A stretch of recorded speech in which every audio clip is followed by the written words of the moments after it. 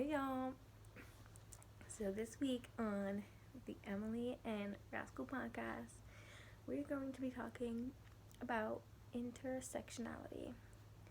I've been doing quite a bit of research to prepare for this, looking at a lot of different things. There's one specific intersection, you could say, that I want to really focus on today. But first, I just want to speak on, intersectionality as a whole, and this concept of intersectionality. It comes from Kimberly Crenshaw. It's the idea that there's protected classes for different legal matters like discrimination based on race, gender, disabilities, age, all these different things.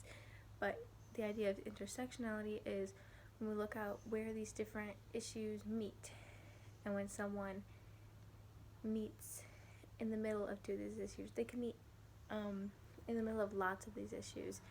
The example that Kimberly used was in a court case when these women went to sue their company because they were discriminating against them because they were black women. Them being black and them being a woman were tried as two different things instead of as one, and since they didn't find racism in the part of them being black because there's black men, and they didn't find racism on the side of them being women because of the white woman's experiences, the claims were passed. They didn't get to any resolution with that. So when we look at intersectionality, first of course, with anything, these systems that are involved are what, in the long term, would do good by considering this, being changed by this, with most social justice issues, the laws and the systems that let these issues persist, usually have a bit of changing to do. So yeah, intersectionality can be as simple as being black and a woman, but I also read over studies where it was talking about the intersections of being a black transgender woman and different things like mental health diagnosis, substance abuse, HIVs. A fact that was surprising to me, not transgender women, but just black women are 15 times more likely to be diagnosed with HIV than white women. And I think, like most things, when we talk about minority groups, there is clearly a lack of representation for this community in the research around AIDS. HIV is something that's was heavily stigmatized. So of course there's a lot of different media we see that doesn't sheds it in a better light. But I've never seen any media like that over black women. It's one of the leading causes of death for black women, and are black women taught that this issue could be highly affecting them? I mean, I wasn't taught that, so why did I expect they were? So yeah, it can go from very broad to very narrow, lots of intersections, to different things intersecting in ways where there's already intersections inside those intersections. It can happen in lots of different ways. One intersection I looked at a bit more than the others was this intersection of being black and being a child.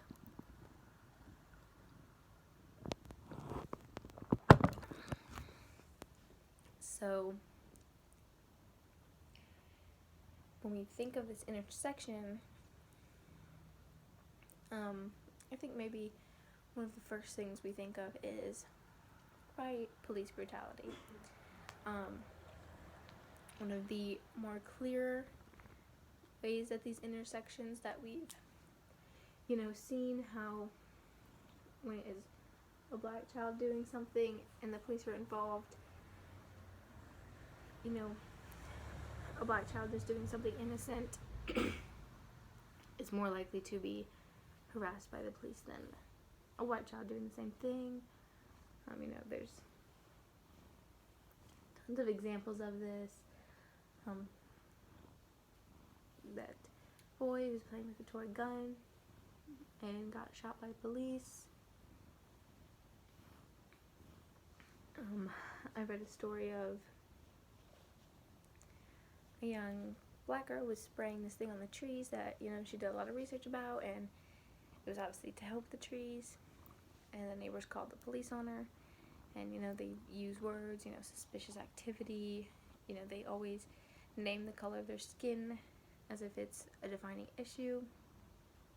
And a lot of these systems, these times, the people calling and the police don't often or always refer to these children as children. They may refer to them as, just a person or a woman or a man or even an adult. Children aren't usually very suspicious. But as I was looking into this, a word I found that was used a lot was adultification. And this is the idea that we adultify. It can be pertaining to all children, but mostly what I was looking at is black children. We see this in, many different ways. We see this in boys. They are seen as more aggressive, than their female counterparts and their white peers. Black boys are, seen as more aggressive. There is a tweet that I was looking at where it was just like a posting news that this 13-year-old boy murdered someone and would be tried as an adult. And it was a young black boy in the picture. You could tell he looked like a 13-year-old boy. But one of the replies was 13 going on 30, which is a movie.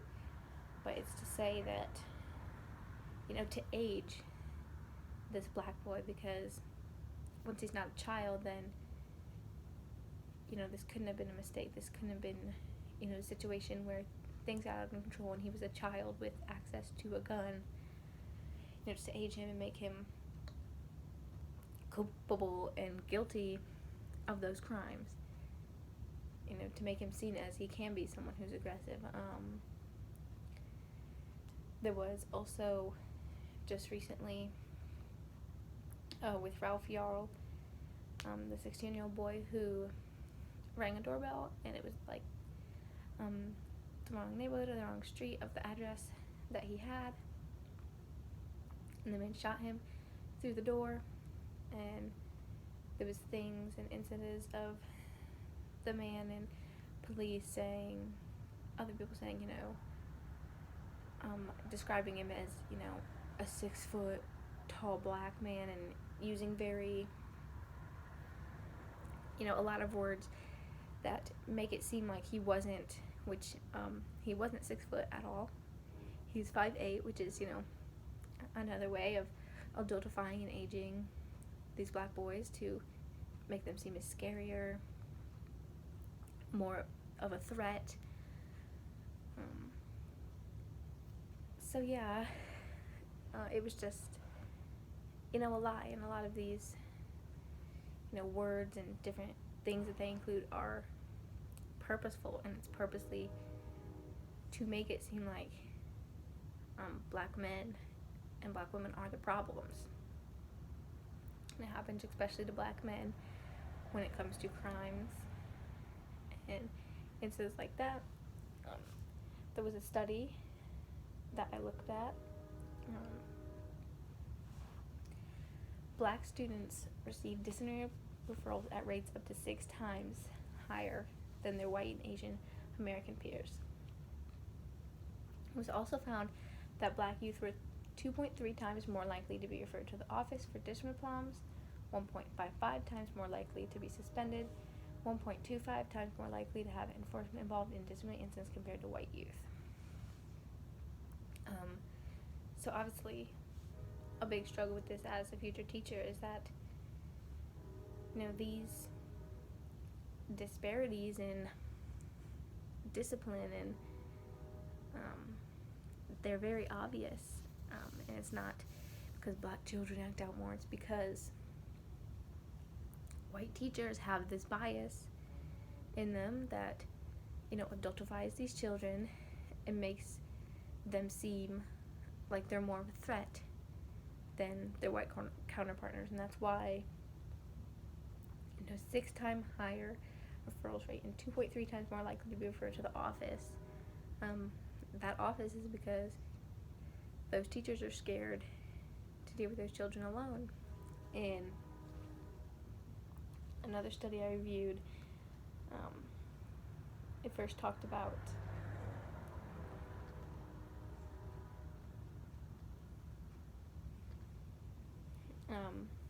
how there was a study that was done that showed that teachers and people did have a bias toward black girls and saw them as less needing of comfort, less needing of protection. This was in age groups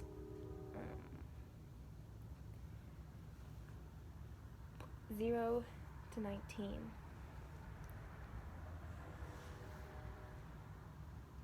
And in this article is a lot of women and young girls sharing their experiences with these specific things. One 20 to 29-year-old wrote, I remember even in elementary school, I had to transfer to a different school, and the other school didn't want to take me because I had assault and battery on my record. And the reason I saw the body was because during a game at recess, one of the balls hit a girl in the face, and they weren't even taken to the principal's office. They just threw on a record, and it's not helpful to any student. It's just a way to bring these black girls down, make them seem like they're defiant, and push these stereotypes onto them. Battery charges, most people wouldn't think when a white child act out to, involve any sort of police. It's only when it pertains to black children that adults feel like they can't solve the problem themselves and they need to be calling police because they adultify these children and they no longer see them as children anymore. This adultification definitely happens, on the discipline and the areas where society tries to push these stereotypes that black men and women are, aggressive, something to be feared. A lot of these girls in this thing also talked about just, being disciplined for speaking in class and, making it known that they had a different opinion. And I also think it relates to when we talked about ebonics and language. Even their language can be used against them to adultify them and further push them from the children that they are. But another side of this adultification is the sexualization. I think we see a lot of sexualization of specifically black girls. One, major thing that opened my eyes to this was the R. Kelly documentaries. Obviously, I was not alive when all of these issues started coming out, but it was like as early as the 90s, I think, that he married Aaliyah, who I think was 14 or 16 at the time, forged it so they could get married. This was very public knowledge. This is a young black girl, but no one came to her rescue, and no one, there was a court case, but things happened. He probably paid parents off and things, but she wasn't protected as I think a white girl would have been, and that's what we saw throughout the whole docuseries, is just that no one was protecting these underage black girls. And I think it's because of this sexualization and this adultification that society didn't see these young girls as young girls. They saw them as women who were making the decision to be with them and who had the autonomy to leave, and if they didn't want to leave and if they were putting up with whatever, then it's their fault. A lot of blaming them for getting themselves in that situation, even though they were still very young girls, and obviously R. Kelly is a superstar. We still see people defending him and putting the faults onto these women. Why did they stay? These are 16-year-old girls who got sucked into this life. You're asking why they didn't get themselves out. I have a few more quotes I would like to read from some young women in this other study. There was, I definitely recommend checking out the R. Kelly documentary, listening to these young girls and their experiences, and they themselves can see that there was no, everybody knew this was going on, but nobody cared because they were black women, not young white women. So I definitely recommend hearing it from them, but some other quotes from young girls. One girl said that in a traffic stop in which the police officers did not believe her when she told them she was 15 years old, they handcuffed her and fingerprinted her and insisted that she was too old not to carry identification. Another example of the police just aging these young girls, of course, to justify their behavior. Their stereotypes of black women they can push on them, and sexualization that they can push on them.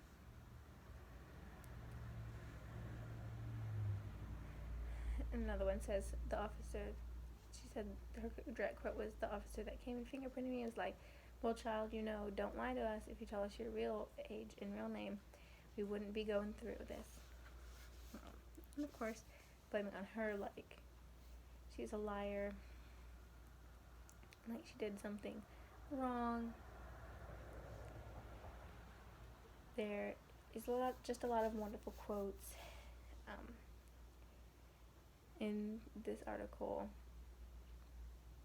talking about something that, common phrases like, oh, you know better, and just the expectation that is placed on, I think we can see it in women more than men, but especially on black women too, know better and act a certain way and not make mistakes, even though they are children. The statistic that we saw in class that was about preschoolers and their expulsion rates, and it was just such big gaps between black children and white children that no real issue except for bias could be responsible for that. This happens as young as when these kids are in preschool, and from everything I've seen, it just continues and continues to happen to them, and it has effects on them. These are things that these disciplinary things, like this one girl said, these things are put on their records and they're prosecuted for these things at higher rates than white boys. Plenty of studies have shown that, black boys, black men are charged more with the same crime as their white peers. There has been studies that have shown that suicide rates of black children are higher than white children. These things, this adultification of these children will continue to affect them in all of their life. And if I don't make a purpose to make sure these biases are not happening in my classroom, understanding how much I'm disciplining the different students and things, so that I am aware of how I affect them and their learning.